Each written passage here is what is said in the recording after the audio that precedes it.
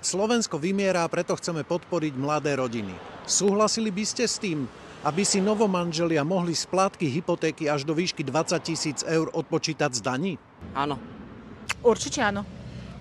No, tak určite každákoľvek výhoda takáto pre mladých je super.